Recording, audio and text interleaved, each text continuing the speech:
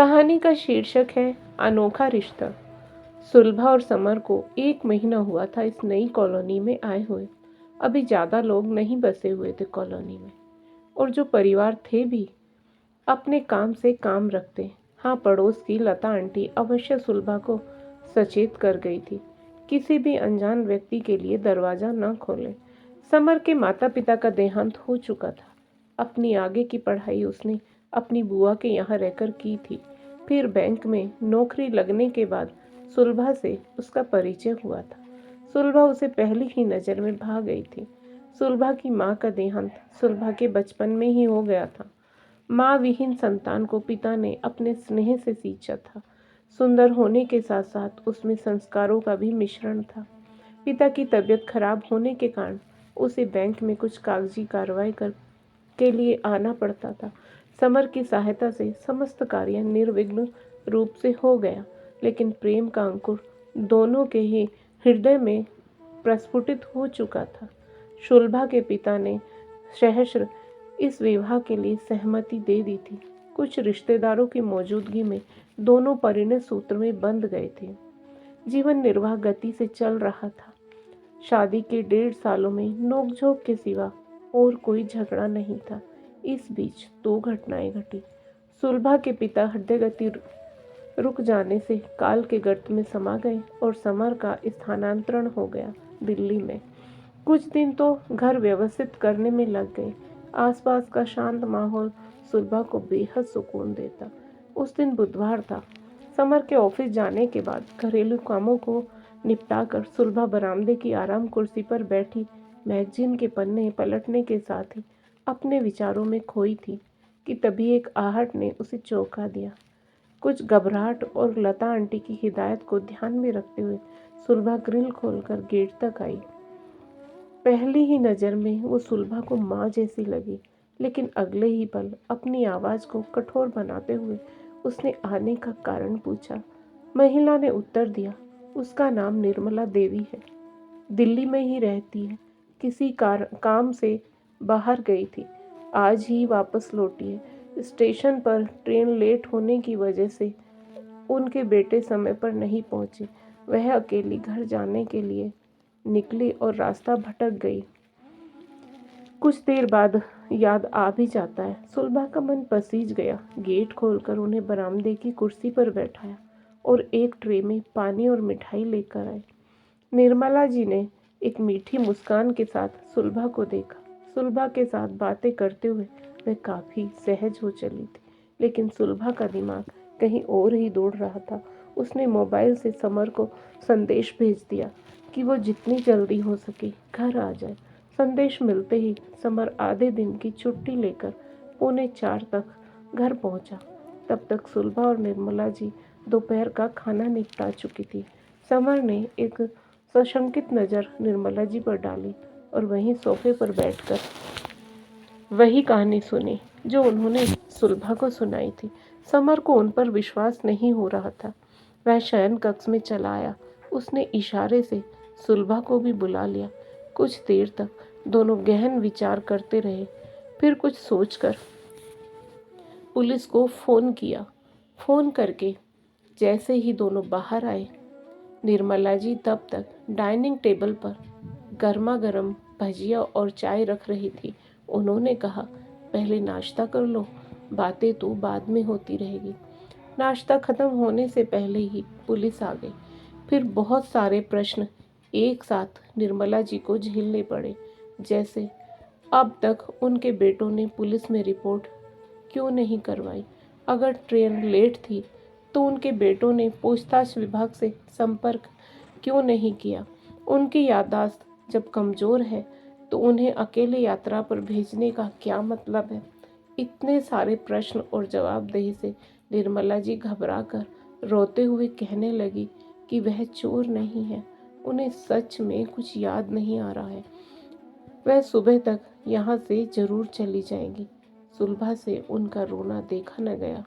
उसने पुलिस वालों से कहा, हम सुबह खुद ही उन्हें छोड़ आएंगे। पुलिस चली गई, लेकिन समर अभी भी असमंजस में ही था। रात का खाना भी निर्मला जी ने आग्रह करके खुद ही बनाया और परोस कर खिलाया भी। एकल गृहस्थी करते हुए सुलभा और समर को ये सुख नहीं मिला था, इसलिए उन्हें उन्हें भी अच्छा लगा। सुबह 7:30 बजे समर की आंख खुली। सुलभा अभी तक सो ही रही थी। वह हड़बड़ा कर उठा और दूसरे कमरे में निर्मला जी को न देखकर उसका शक और पुख्ता हो गया। उसने सभी कीमती चीज़ों पर सरसरी निगाह डाली। सब चीज़ें यथास्थान पर ही थी। वह बगीचे में गया तो ठगा सा रह गया। निर्मला जी फूल चुन रही थी फूल चुन रही थी। लज्जित होकर वह अंदर आ गया। तब तक सुलभा भी उठ गई थी। नाश्ते के बाद उन्हें निकलना था।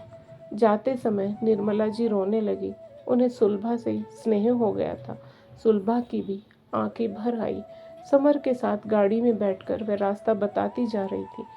एक बार फिर संदेह का बीज समर के मन में पनपा कि वह कहीं याददाश्त जाने का नाटक तो नहीं कर रही थी।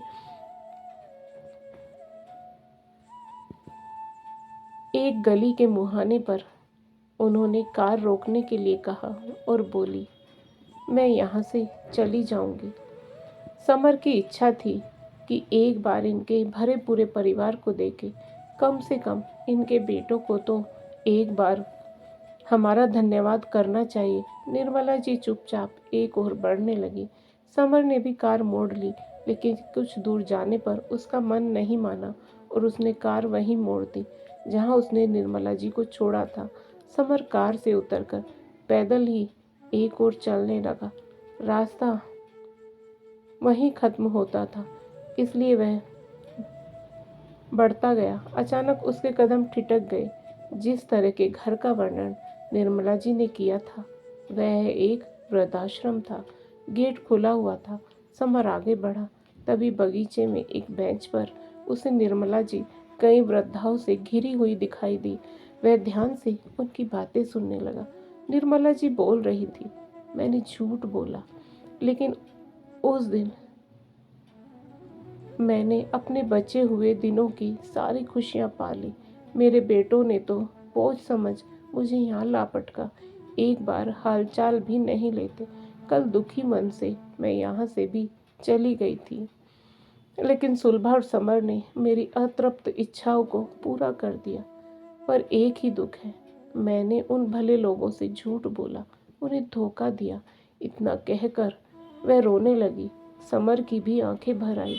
वह आगे बढ़ा और निर्मला जी के कदमों के पास बैठ गया। अचानक समर को सामने देख वे चौंक गई। समर ने कहा, किसने कहा आप बोझ हैं? मुझे और सुलभा को आपकी ज़रूरत है। अब आप हमारे साथ ही रहेंगी, किसी अनाम रिश्ते के साथ नहीं, बल्कि हमारी माँ बनकर। मुझे तो आपके बेटों पर तरस आता है जो इस ममतामयी माँ को यहाँ छोड़ गए। हमने भी आपको समझने में भूल की। चलिए, मैं आज ही अपनी माँ को यहाँ से घर ले जाऊँगा। निर्मला जी उठकर खड़ी हुई और हंसते हुए बोली, लोग तो बच्चे गोद लेते हैं और तू मुझ बूढ़ी को ले रहा है। समर ने हंसते हुए निर्मला जी का हाथ पकड़ा और कहा, हाँ, और इस बच्चे को अब कभी झूठ नहीं बोलना पड़ेगा। निर्मला जी की सहेलियां उन्हें खुशी से विदा कर रही थी। सभी की आंखें नम थी, मानो बोल रही हो, हम में से एक को तो इस अभिशप्त जीवन से मुक्ति मिली, वरना उम्र के इस मोड़ पर अपना घर होते हुए भी आश्रितों की तरह जीवन जीना कितना पीड़ादायक होता है। निर्मला जी सुलभा से मिलने को बेचैन थी। समर ने भी गाड़ी की रफ्तार तेज कर दी थी। तो दोस्तों, आपको आज की कहानी कैसी लगी? कृपया कमेंट करके अवश्य बताएं। और यदि आपको कहानी पसंद आई हो तो कहानी को लाइक करें, शेयर करें और साथ ही जिंदगी सरिता हिंदी स्टोरी चैनल को सब्सक्राइब करें। फिर मिलेंगे दोस्तों एक और नई कहानी को लेकर। तब तक आप अपने परिवार के साथ हंसते रहिए, मुस्कुराते रहिए, खुश रहिए। राधे राधे प्यारे दोस्तों।